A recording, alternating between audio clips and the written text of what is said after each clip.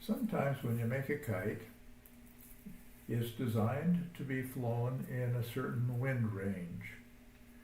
And you're out flying the kite and it's flying fine, and then the wind changes. It picks up, for example, or it becomes very choppy, very bumpy.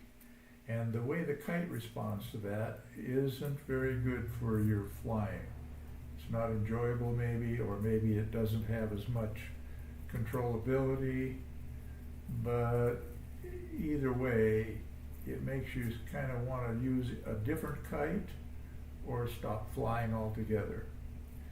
But one way to avoid that, and at the same time expand the wind range that a kite will fly well in, is to put a vent or a hole in the kite's sail to allow some of the wind to pass through it without actually applying pressure, additional pressure to the sail itself.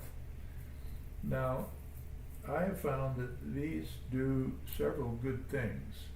They smooth out the kite when you're in bumpy or choppy, turbulent winds, makes it much more enjoyable and much easier to control.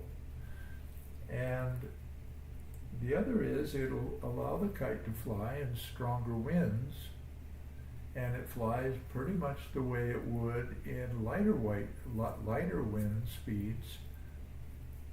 And it's really a big plus, because when it's in its designed wind range, slower speed, the vent doesn't seem to be a negative.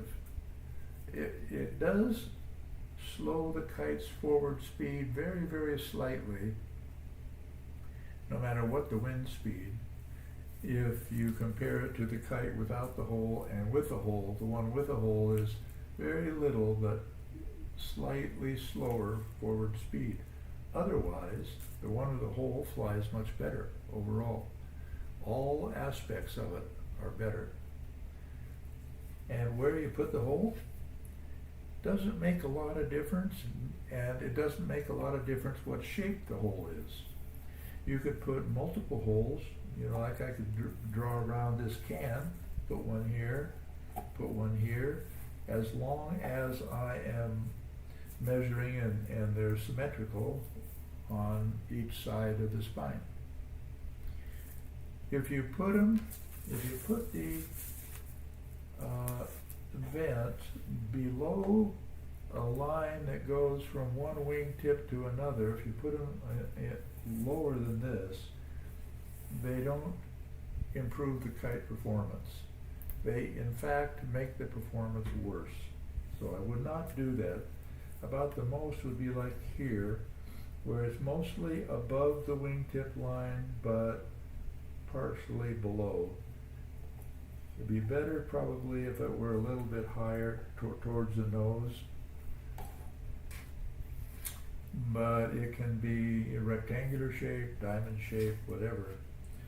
I put tape around here on some of them, depending on the material that the sail is made from, because when the wind passes through that, it can tear it or damage the edge if it isn't reinforced on some materials.